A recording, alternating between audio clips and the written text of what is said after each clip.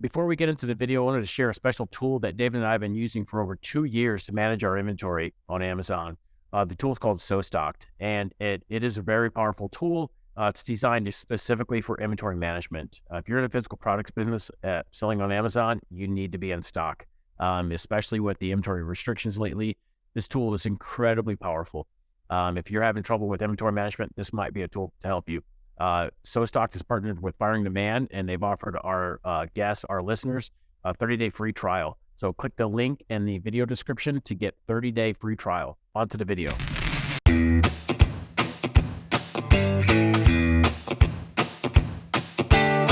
Welcome, everyone, to the Firing Demand podcast. On today's episode, we have the privilege to interview Anita Mar. Anita is a registered trademark agent and CEO of Trademarks Angel. Anita has 25 years of experience working with trademarks. In 2017, Anita founded Trademarks Angel and now has a staff of over 20 employees who provide trademark services in the U.S. as well as internationally. Trademarks Angel's mission is to make trademarking affordable for everyone, including startups, without compromising quality. Welcome to the show, Anita. Thank you. Hello, Ken, and hello, David. I know you're not here, but hello anyway. Yes, when you mentioned 25 years, for a moment I felt very sad because it's a lot of years really doing pretty much the same thing. But I don't regret it. It's been fun, and it's a very exciting industry. It's a very exciting field. I love what I do. So I'll be happy to answer any questions you may have. I've been running Trademarks Angel for 6 years now. So it's been 6.5 years. You know, when you say 25 years,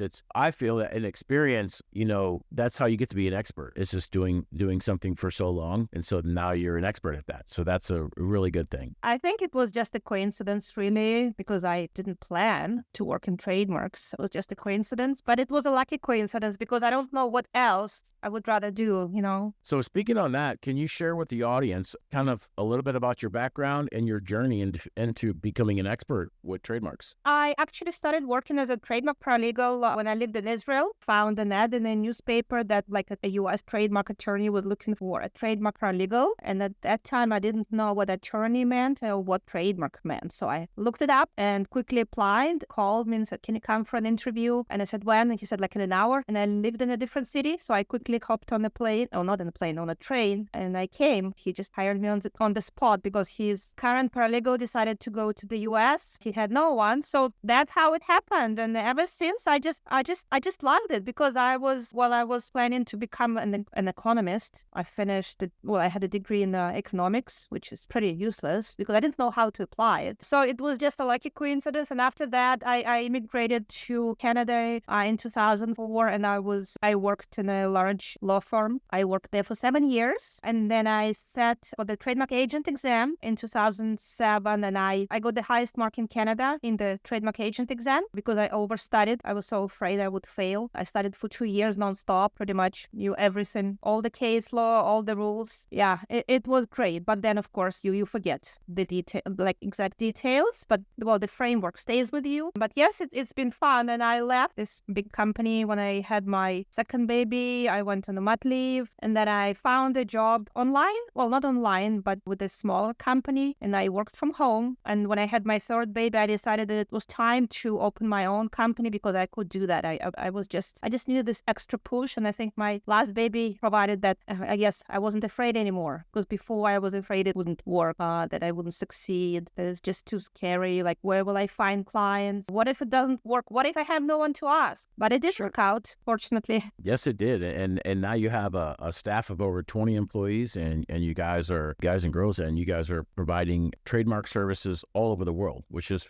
really impressive. So Anita, the listeners to the show, we have advanced sellers in e-commerce. We have some intermediate sellers. We also have some people listening that they want to start a business, but they haven't yet, and they're just kind of researching and listening and following along. And so to kick off the show, can you give the listeners kind of an overview on IP, basically, trademarks, copyright, copyright and patents, and kind of maybe a 30-second snapshot on each and what is right for e-commerce sellers to focus on out of those. Yeah, so basically all three of them are like parts of intellectual property, but people get them confused all the time. Like we get a call from a client, oh, can I trademark my copyright, or can I patent my trademark? And my brain just explodes when I hear that. But yeah, people just get confused. So basically a trademark is the same as a brand. So that's like what you call your brand, basically the name for your product or your service. Sometimes it's the same as your company name. So this is where also people get confused. They don't understand if it's the same as the company name or different. The company name can be your brand. It can be your trademark if it's what you put on your products when you sell your products. So basically a trademark is a shortcut to your products without having to remember your company name, because your company name may have LTD, Corp, Limited, Global, like whatever at the end. And that makes the brand longer and more difficult to remember. A trademark is just a shortcut. That's how your customers find you. That's how they know who to buy from. So it's just a source indicator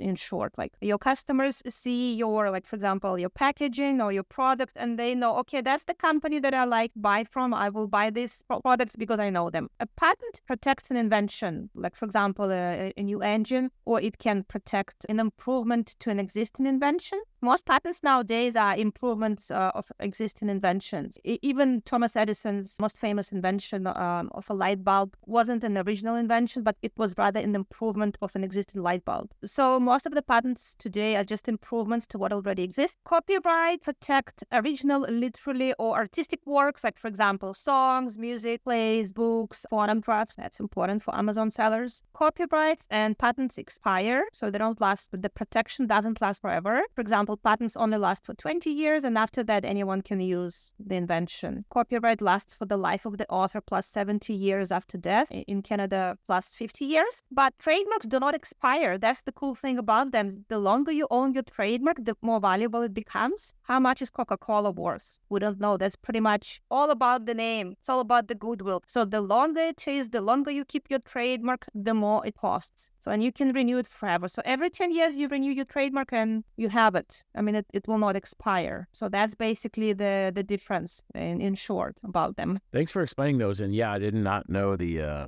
copyrights, not expiring, the trademarks, you can kind of renew them. And yeah, they gain value over time because the longer you hold them, the more brand recognition you have. So that's pretty cool. Along with the theme of, we have some advanced sellers, intermediate sellers, and some sellers that are just getting started or are thinking about starting. Amazon is in the US is, I believe it's 80% of all e-commerce is done on Amazon. And so Amazon has a program called Amazon Brand Registry that protects sellers, and it gives sellers access to a lot of other features and functions within Amazon. And so there's a piece of this that you need a trademark to get in there. And so can you kind of explain the Amazon Brand Registry and how that trademark, how to get a trademark, and do you work with Amazon and that program? Yes.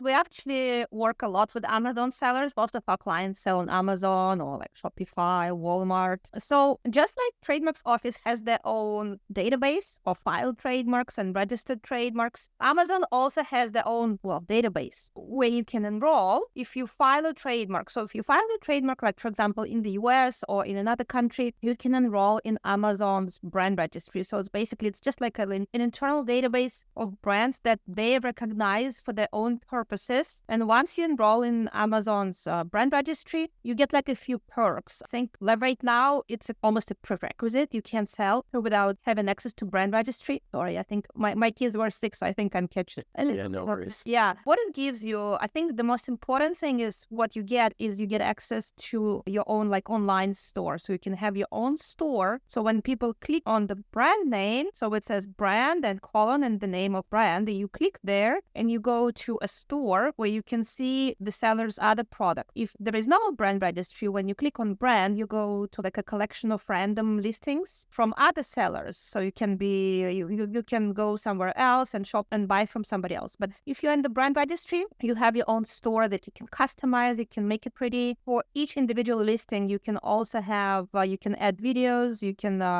include additional bullet points. You can include additional photographs. The brand registry, you can have access to brand registry with a filed trademark. So when you file your trademark in the US, you can get access to the brand registry. when your trademark is fully registered, you will be able to remove hijackers. So you get additional benefits. So you can report a violation. So if there is a hijacker on your listing, and you can remove them, but you don't have this benefit after filing, because the trademarks office has not checked you yet. So you just applied. It's just a filed trademark. A lot of people get confused and they say, "Oh, I just need brand registry." But do you need access to the brand registry, or do you want to have the ability to remove hijackers if there are any? Because it's a big problem. As you may know, you get hijackers, they bring the price down, they get the buy box, lose sales, and it's a huge problem. So if you decide to file your trademark after you got the hijacker on your listing, it's too late, because you will not be able to remove them until your trademark is registered. It's a really cool tool, but it's an even cooler tool when your trademark is registered. But even without registration, once you're in the brand registry, you will not have so many hijackers. Usually they check if like a client or if the seller is in the brand registry by clicking on the name. If there is a store, it means you're in the brand registry. If there is no store, okay, it's an easy catch, easy prey. You can, attach to his listing, sell from this listing, and they will not be able to remove you. Also, what you can also get access to with the registered trademark, you can get access to a transparency program. That's like another program that Amazon has. It's a cool program, and you can get access to this program with the registered trademark. So if you need access to transparency program quickly, it's best to file in Germany, because Germany is extremely quick and you can get a trademark registered in 2 weeks. And they accept registered trademarks from any country for the transparency program. Yeah, but because if you need if you wait until your US trademark registered, it can be 18 months. Yeah, there's a couple things that you mentioned there. Thanks for describing that program. And there's a couple things that you mentioned in there that I want to highlight. Filing for a trademark is different than having a registered trademark. And so filing for the trademark, whether you use IP Accelerator program with an Amazon or however you get a trademark filed, it'll give you access to all the features that you kind of explained of Amazon brand registry, your storefront, all of that, brand portals, and then you have access to look and see who's hijacking your listings. But until your trademark is registered, you cannot enforce it.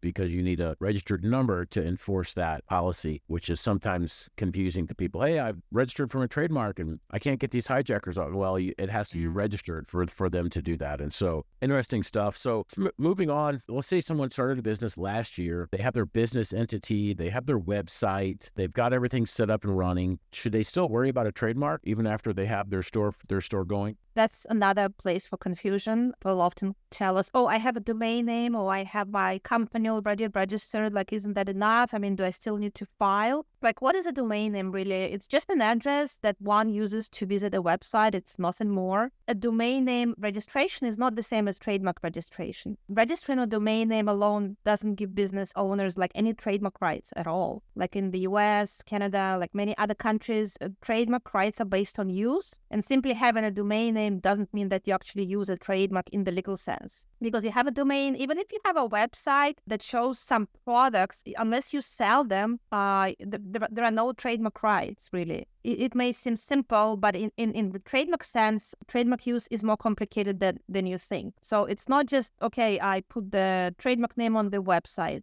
Is it enough? It's not enough. You actually need to sell your products to qualify for trademark use, at least in the US. If you register, like when you register a domain name, like you don't create trademark rights just by registering a domain name, because like it doesn't connect to the specific products and services. As I said, it's just an address. Like a domain name itself doesn't sell any product and doesn't offer any services. So when you register a business name, or a company name, like that give you trademark rights? No, because the business name is simply that. It's just a name. It's just the name. It's a way to identify a business, or like an entity, like or individual, or doing business as. And in the US, the business name is limited to the state. The business name doesn't need to be different from business names in other states. But when you file a trademark, it's federal in the US, and it's also federal in Canada. So it's not limited to a particular state or province.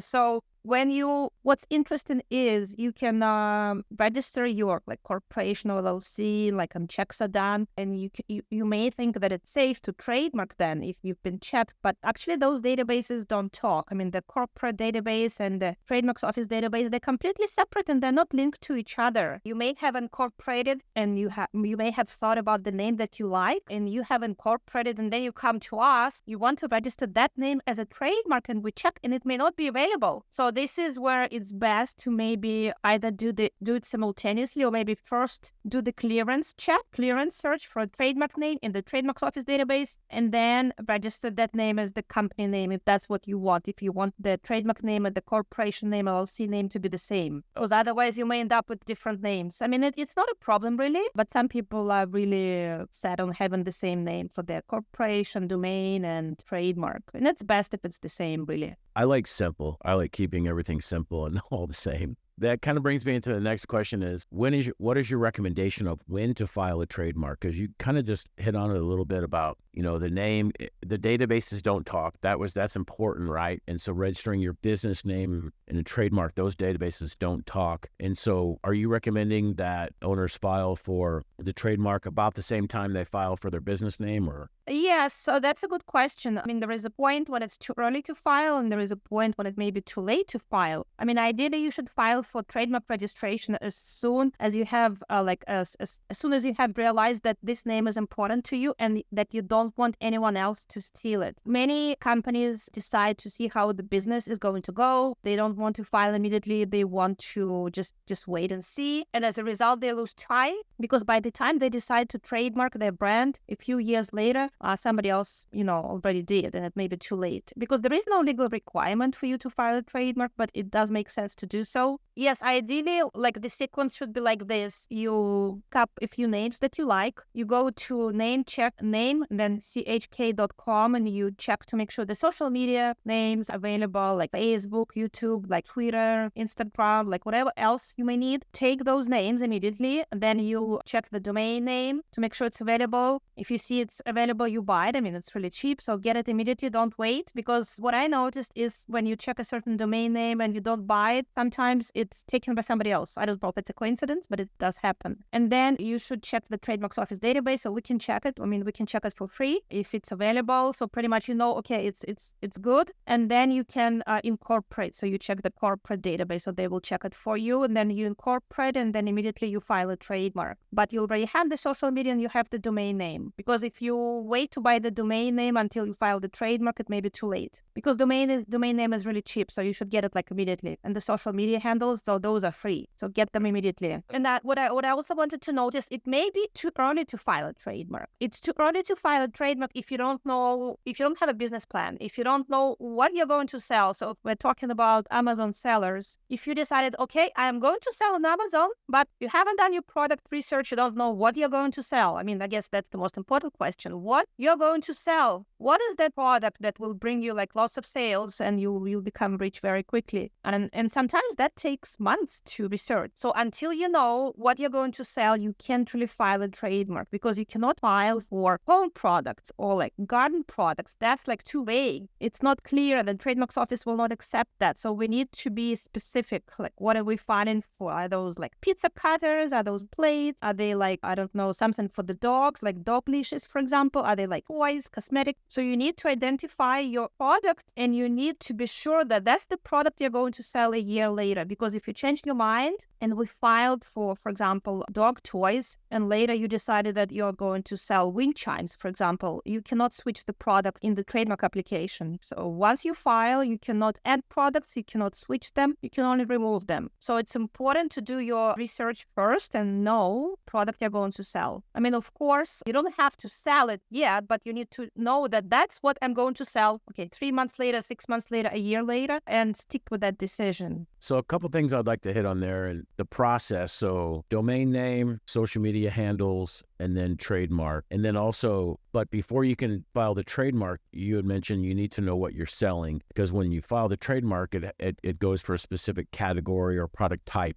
which you'll need to know prior, and it needs to be, preferably you either have already purchased inventory or you're deep into that. You're not in the decision mode, because if you switch it, then the trademark that's filed for a specific category, say wind chimes, a month later you changed it to washer and dryers, and it's not going to work out. And so that's a very important point. You should already know what you're selling, or maybe even have some on order or something before filing that. So yes, because in the US, your trademark will not fully register until you can prove that you sell those products in the US under your trademark name. So the trademark name has to be on the product products themselves or on the packaging. You need to do your product research and identify the products that you know you're going to sell, because without that, we can't file. So we cannot file a trademark in advance with no, like it's called the trademark class or like a specific products with no products and add them later. So we cannot file an umbrella trademark. People often come to us, I want an umbrella trademark. It doesn't work like this. There is no such thing really. Trademark is always tied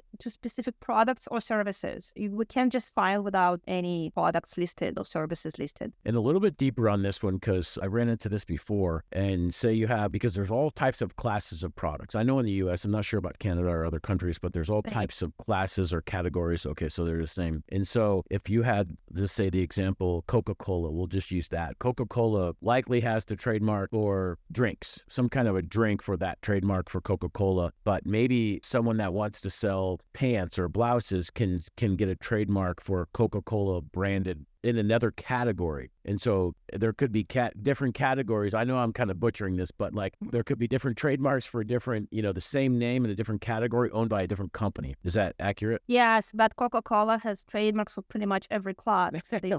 Surprisingly, yes. So what you mentioned is possible for regular trademarks. So as long as there is no confusion, if the fields do not overlap, you can file the same trademark for completely different products. But when it comes to famous trademarks, it's a little bit different. They will not allow you. Pretty much, even if the trademarks office is okay with that, but the company itself will object because they have lots of money and they will not allow anyone else to dilute their brand. So they will not allow you to file Coca-Cola for pet products or like anything really. You will hear from them very quickly, immediately after you filed your trademark. I would say within a week, you will get a cease and desist letter or like a demand letter asking you to never launch your, products under this trademark and immediately withdraw your trademark. So you bring up a good point that I want to touch on in a little bit. So just to kind of smooth that over, if your brand is XYZ, an unknown brand, and they sell socks and they have a trademark to sell apparel, you could go and get that trademark for XYZ, or potentially you could file for an XYZ trademark to sell soccer balls because it's in a completely different category. And the other brand is a small company. They're not going to object to it because it costs money. And so there's lots of different,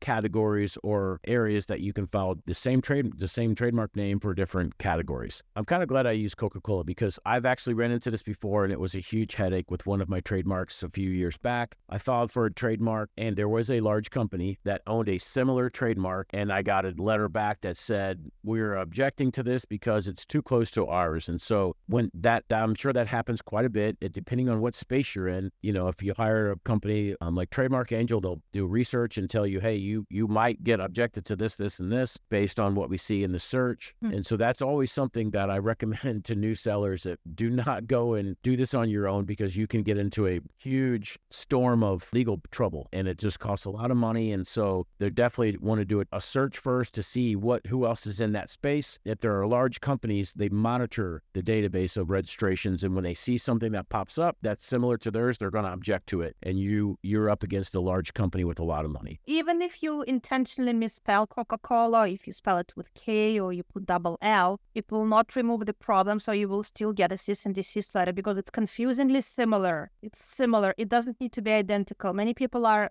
mistaken. They think if they changed one letter or misspelled it somehow, they remove the problem altogether. But no, it's still a problem. And I think a lot of larger companies, they're protecting their IP because they don't want a smaller company kind of piggybacking on their branding that they've paid for and they've built over the years. And so that's how they're protecting it. So just be cautious of that. And so the next question I have is something that I think is asked. Your team probably gets this all the time. And it's, how long does a trademark take from when you file it till it's registered? Maybe we can I know your company handles trademarks all over the world. Maybe we can cover US, Canada, and Europe, just to kind of keep. Let's start with the quickest. It's Germany, actually. It takes 2 weeks to 2 months to register a trademark in Germany, and it works for Amazon. Well, it works for brand registry. A German trademark will not work for Amazon.com hijacker removal, but it will work for Amazon.com brand registry.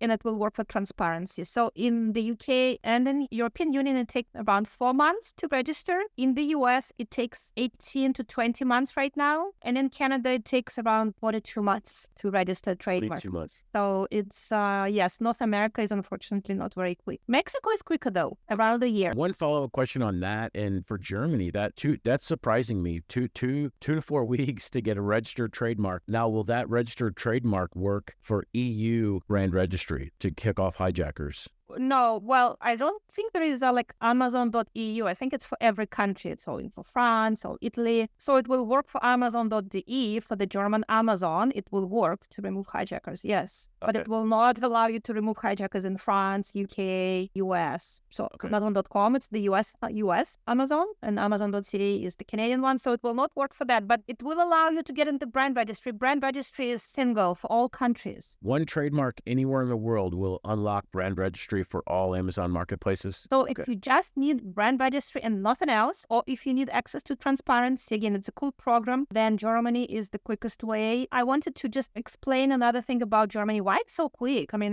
how is it even possible 2 weeks? So, I mean, Germans are very clever people. I mean, they have a separate line. So if you pay an extra fee, you get accelerated examination. So they put you in front of the line and they examine your trademark very quickly. You get the registration number 2 weeks later, even like a week sometimes. And then what happens? Then your trademark, in all countries, your trademark is published for opposition purposes before registration. In the US, it's published before registration. It takes 30 days where any company may object to registration of your trademark. So Coca-Cola will object during the time period that you filed for Coca-Cola with K. In Canada, it's 2 months. In Germany, it's actually 3 months. But that period of potential opposition happens after registration. So they register your trademark first, they give you the registration number, and then they publish your trademark. If there are any oppositions and you decide not to defend your trademark, then it's removed from the list of registered trademarks. But you're already in the brand registry. Amazon will not check again. So it's very safe. I mean, they never check. I don't think Amazon knows a registered trademark can be removed. Well, let's hope they're not watching this. But Amazon, close your ears. Yeah, well, you just told them no. So that might be a kind of a trick for any new sellers that want to get into brand registry in the US. You can do that within 2 to 4 weeks in Germany. And so, or it gets published much faster. So that's interesting. And so just to kind of clear up everything we've talked about, one trademark anywhere in the world will unlock brand registry in all Amazon marketplaces, but you have to have a registered trademark in that country to enforce your trademark and get hijackers off. When it's useful to file in Germany is if you cannot change your trademark name, but you know your trademark is not registrable in the US because there is a similar trademark and you cannot file in the US, you cannot register because you know your trademark will not go through and you cannot change your name. So then you can file in Germany. It's just like an alternative way to get access to the brand registry and get at least some protection maybe with the transparency program. One thing I wanted to mention, it's very important, is sometimes we file, well, very, very seldom, we file a trademark and our client cannot get in the brand registry. Amazon gives you a reason like abusive behavior, or they give you a list of 5 or 7 reasons and you have to guess which one it is. So the name on Amazon is unique. So the brand name is unique. So it's possible that somebody may have obtained access, to the brand registry with the same name, but maybe from another country. So that's what we figured. And there is no way to check this, unfortunately, because Amazon doesn't have the list of, brand registry names, but that may be like an option or like the reason why you cannot get in the brand registry. It may be because this name is already taken. Yeah, so it's wise when we check, we can check like common countries like US, UK, European Union, Germany, France, just to make sure that this particular name is not registered anywhere. Because if you're aware that your name is registered in the country where Amazon has presence, then it's a good idea to not file for this name exactly. Yeah, that's interesting. One follow-up question on Europe. Now, for me living in the US, the EU, sometimes that's kind of confusing to me on how all that works. Is there a trademark that covers all of the EU, all of the countries inside of the EU? And do you recommend, sellers applying for that, or do you recommend going to each country? Or actually, there is a trademark that covers all 27 countries in European Union trademark. It takes about 4 months, much better to file in the EU than in Germany, but it is more expensive. The government fees in the European Union are much higher than in Germany alone. But yes, if you plan to sell in more than one country in the EU, it's much better to file in the EU. EU doesn't cover the UK anymore, so that one country that's not there. So you need to file in the UK separately. Gotcha. So UK separately, and then EU 27 countries. It sounds like it's a good bang for the buck if you're going to sell in multiple European countries. The next question is one that also is probably your team gets asked all the time. I hear it all the time. And so it's like, whenever you go to file a trademark, there's there's like a fork in the road. Do you want to trademark your name or do you want to trademark your logo or both? And so what do you recommend for new sellers? Do they trademark their name of their brand or their logo or both? Yes. So if you plan to sell on Amazon, you definitely need to file a trademark that has some text in it. So it can be either the trademark name, for example, Trademark Angel, just in words, just write it out, Trademark Angel, or it can be Trademark Angel plus some image, some picture. But it cannot be just the image alone without any text, because then it will not work for Amazon, because they need to be able to read it, and it needs to be written after your brand in letters, in text. So if you select one, it's always better to file for the word mark, just for the name, because it gives you most flexibility. You can use it with any logo, in any font, in any case, if you file it in all capital letters. Sometimes we recommend to file for a combined trademark. So the words plus the image together, it's called a combined trademark. When your word mark is difficult to get because there are some similar trademarks, when your budget is limited to one trademark, but you really want to protect your logo as well, and you can't really file two trademarks. Ideally, it's best to file two independent trademarks, one for the word mark and one for the logo, because then you can use them independently. They're not connected to each other. You can use them in different places. If you file a combined trademark, you have to use it exactly as it was filed. You cannot separate it. So that's a limitation. Okay. So yeah, a couple different, I guess it depends on what your brand name is and if your logo includes that or not. And so I guess depending on, each specific instance. So awesome. And so I guess the next one here is, let's say you have a new product. And so actually one of my brands has a new product. I'm getting ready to file a trademark on a specific product. Now, if a seller does that on a specific product and they also have a trademark on their brand, can any other sellers not use that product name, or how does that work? Like a trademark on top of a trademark, a brand, and then a product trademark. Yeah, I guess you're asking about like confusion in the marketplace. So yes, like the purpose of a trademark is to prevent confusion in the marketplace, to ensure that consumers know like who's behind a certain product or service. So that's why like trademark protection only applies to certain products or services. So when you file a trademark, you put your trademark in a specific class. So there are 45 classes. A trademark gives you monopoly over specific product and services. So if you file a trademark for a specific product, you have protection for that product and basically for that class. For example, if we file for, toys are in class 28, so no one can file a trademark in class 28 anymore. No one can file a similar trademark in class 28. Let's say you file a trademark for clothing. Clothing is in class 25. Question for you, can somebody file a similar trademark for bags, for example? Bags are in class 18. What do you think? Can they? No. So in a different class, yes, Yeah.